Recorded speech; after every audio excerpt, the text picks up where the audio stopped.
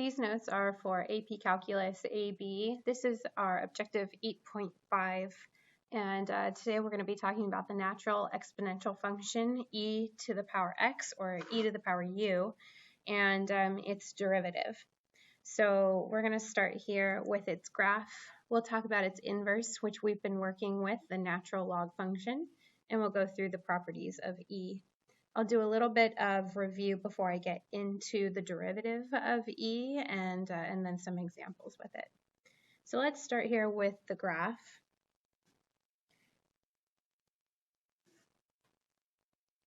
So e to the u is an exponential function, just like 2 to the power x or 3 to the power x. You'll remember that e is about 2.7182818. Doesn't repeat, but it does go on forever. So a similar number to pi, as it's irrational. Okay. And so we represent this number with the letter E, since a mathematician named Euler worked with it a lot. It's Euler with an E. So he actually just picked E to represent this number he worked with, maybe because of his name, but we don't know. So e to the power 0 would give us 1. E to the power 1 would give us e. So about here. E to the power 2, e squared. So way up off the graph.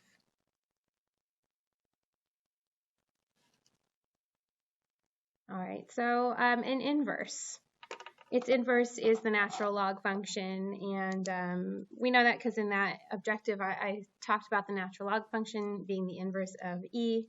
Inverses are just reflections over the line y equals x. So we're going to solve for the inverse function here. So we're going to start with our function. Y is equal to e to the power x. To find the inverse, we're going to switch x with y. And then what we'd like to do is solve for y once again. So in order to bring an exponent down, we have to use logarithms, since those are our inverses. So we want to take the log of each side, a specific log of each side. So remember that a natural log has a base of e. So in particular, we want the natural log of both sides.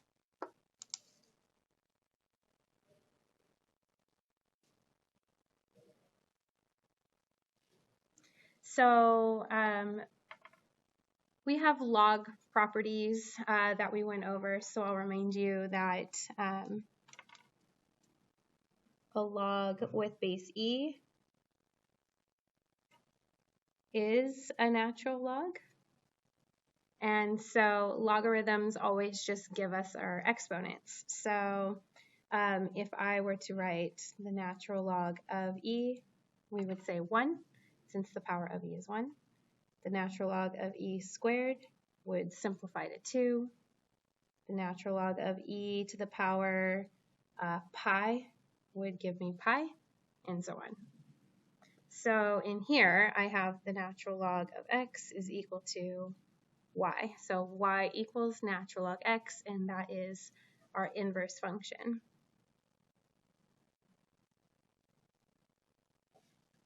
All right, so we have these graphs back in the first objectives where we were covering the natural log function. So a few other properties that you'll want to remember here. So this one here, basically the natural log of e to any power is that power. So that would be the property we want to know. And those are some examples of it.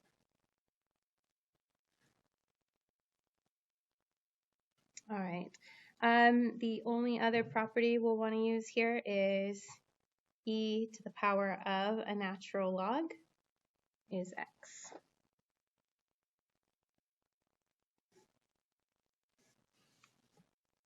All right, so that is a property that we used last year when we first learned about logarithms, logs with base e's, and any log. So as long as the bases match here, we always reduce to this value here. So it's going to help us at times to just solve some equations. So like I said, we're going to do a little bit of review problems first, just so that we remember how to solve with exponential equations.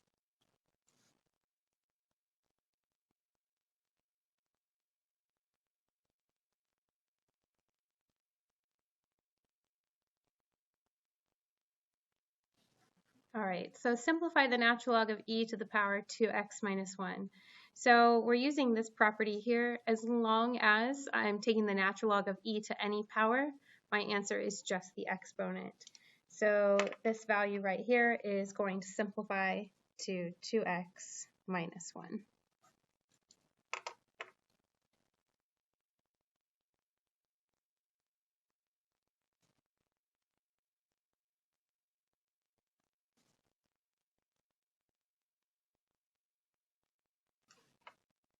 All right, simplifying e to the power 3 natural log x. So we want to use our second property here.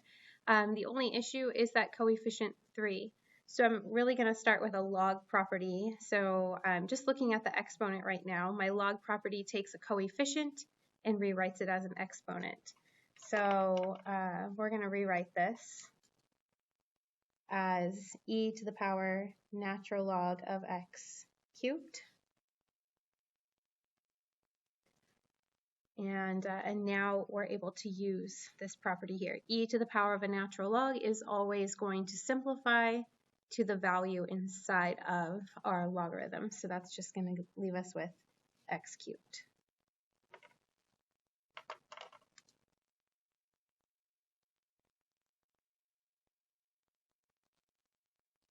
All right.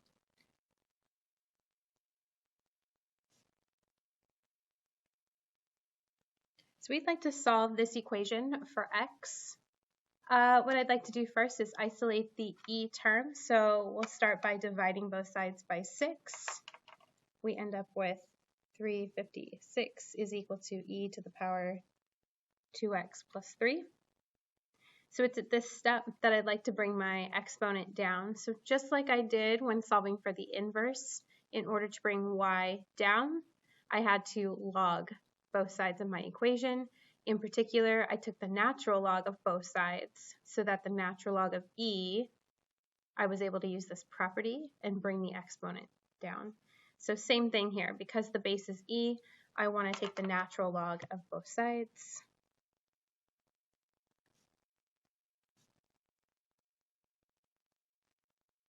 So the right side is going to simplify because natural log and e are inverses, so they undo one another. And the right side simplifies to 2x plus 3. The left side is just the natural log of 356. To solve for x, you want to subtract 3 and then divide by 2. We don't want to subtract 3 from 356. It's subtracting 3 from the natural log of 356.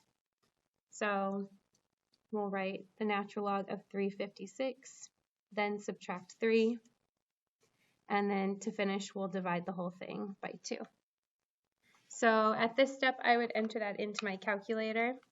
If you'd like to do it all at once, and you can be using your graphing calculator here instead, you can use parentheses so that you can type in everything on top first and do this all in one step. So the natural log of 356, we want to subtract 3.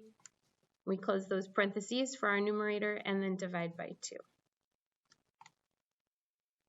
All right, so we have our answer to the thousandths place, 1.437.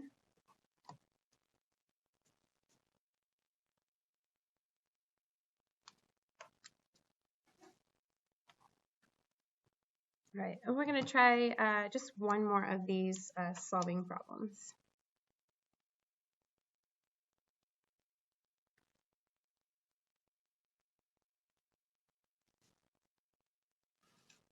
This one starts a little different. Number 3 was an equation involving e, and we had to take the natural log of both sides to undo it and bring that exponent down. Here, instead, I have a natural log equation. In order to undo the natural log to get x out, we have to do its inverse operation. So just like over here, when I wanted to get e by itself, my first step was to divide by 6. So why do we divide by 6? Because it's 6 times e, and the inverse of multiplication is division.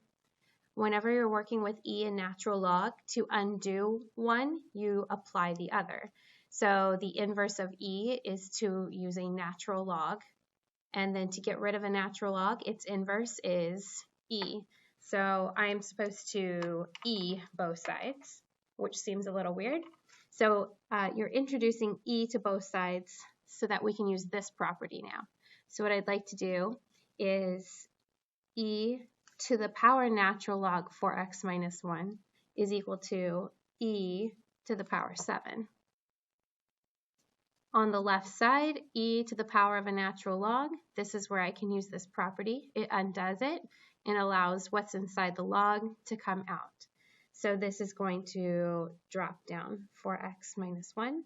And on the right side, e to the power 7. So remember that e to the 7th is not going to give us, we could use a calculator to figure it out, but we'll wait on that. So in the meantime, to solve for x, we'll want to add 1 and then divide by 4.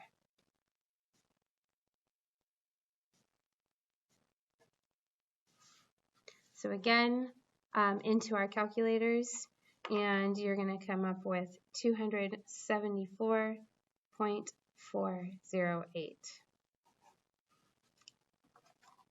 So that's just a little bit of a review of some things you did in your pre-calculus class with logs and exponentials.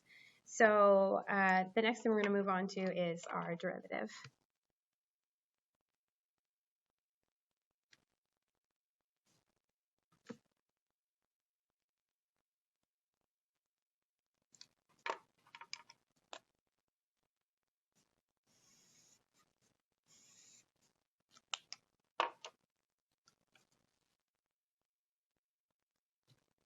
Okay, so it's the derivative of e to the u is really going to be our formula. The derivative of e to the x is a specific example, so I'm not looking to use that, but I'll show you that the derivative of e to the x is e to the x. It's itself. This is just the nicest derivative to take. So what we'd like is a more general solution for our derivative here. So the derivative of e to the power u. So what if my exponent is more than just x? So just like any other time, the chain rule applies. So we start with the fact that the derivative of e to the u is itself, and then the chain rule du dx. All right, so this is our unit 8, which is a formula unit. This, I believe, is formula number 7.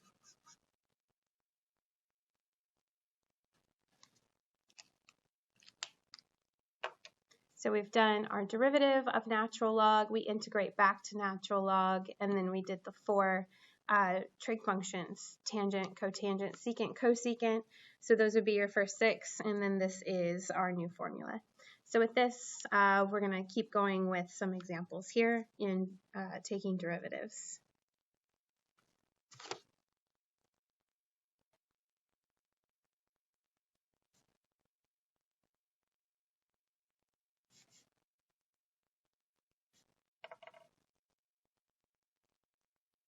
All right, so we'll start pretty simple here. We want to find the derivative of e to the power 2x plus 1. So nothing to clean up first. We're going to go ahead and just apply our formula. So we always get whatever we started with, and then we do the derivative of our exponent. So we start with e to the power 2x plus 1, And then we want to multiply by the derivative of the exponent, which is 2. So that's all this is going to be.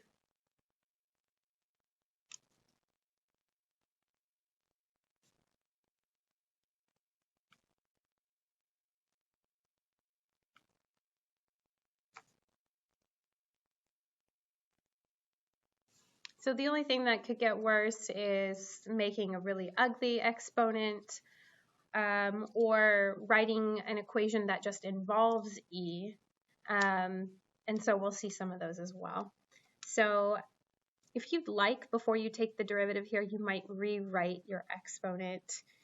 So maybe we'll rewrite this first as e to the power negative 3x to the power negative 1. So our derivative, we start with what we began with. So e to the power negative 3 over x times the derivative of that exponent. So that's why I rewrote it here, in case you need to see the power rule. So we get positive 3, x to the power negative 2. So times 3x to the power negative 2. Okay, so let's talk about final answers. We're going to rewrite this so that we have no negative exponents in our final answer, which means the 3 is going to remain in the numerator, while e and x will move to the denominator as they both have negative exponents. So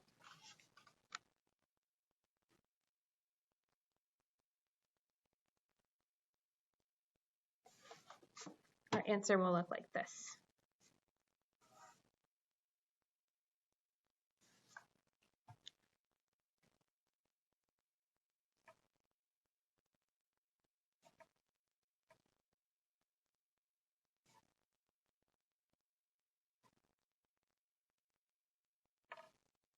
All right, so this one is find the derivative of the natural log of e to the x.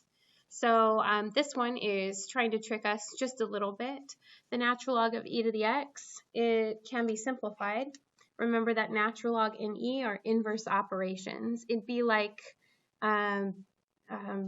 writing a product of reciprocals next to each other. So they're just undoing one another and leaving behind x. So what's happened here is f of x is really just defined as x, and the derivative then would just be 1.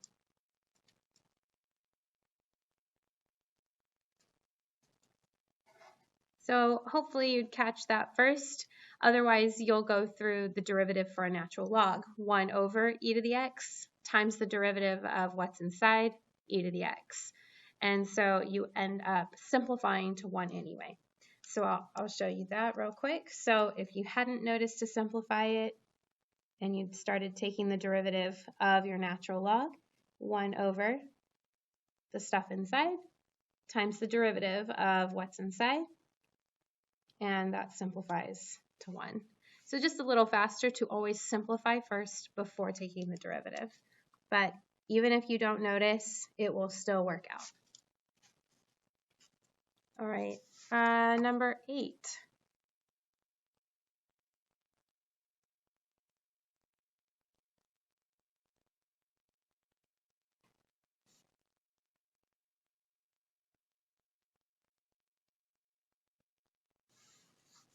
All right, so this one says to take the derivative of e to the power sine times cosine. So to take the derivative here, we're going to have to use the product rule. So I do have a variable as part of this first term and a variable as part of this second term. So product between two variables means we need to use the product rule.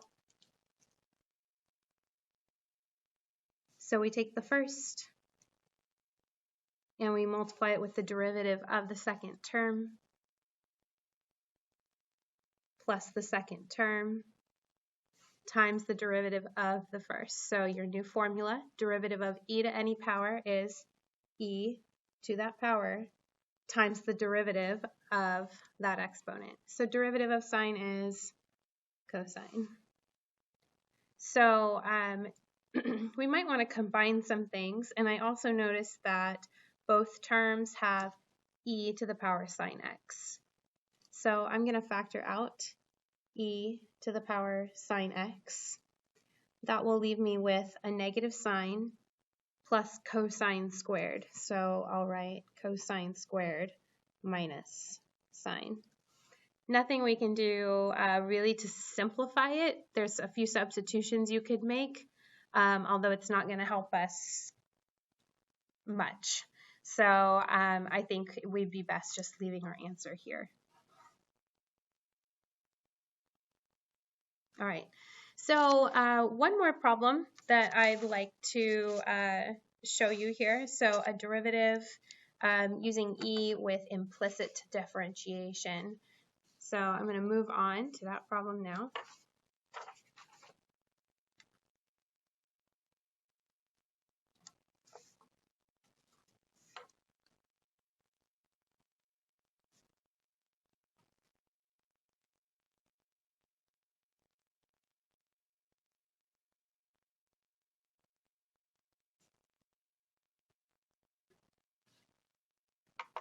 All right, so an implicit function or equation here, because we've got our x's and y's just not separated. I don't have just y equals all in terms of x like an explicit formula would be. So we'll go ahead and take our derivative of everything with respect to x. So remember to count your y terms. So I count 1, 2. The number of y terms you see, that's how many dy dx terms you should end up with. So we'll end up with 2 dy dx's, and remember we want to solve for just one of them. So you do your derivative as normal, and then chain rule is what ends up giving us another dy dx. So we start with the derivative of e to the y. So the derivative of e to the power u is e to the u times the derivative of our exponent. So we get e to the y times dy dx. So the derivative of e to the y is e to the y times the derivative of y with respect to x, dy dx. Plus the derivative of 2x is 2 dx dx, which is 1. On the right side, the derivative of y with respect to x is dy dx. So here are those two terms. We want to isolate them on the same side of the equal sign. So we'll subtract dy dx over here to the left and subtract 2 over to the right. We'll factor out dy dx, leaving e to the power y minus 1. And then divide e to the y minus 1 over.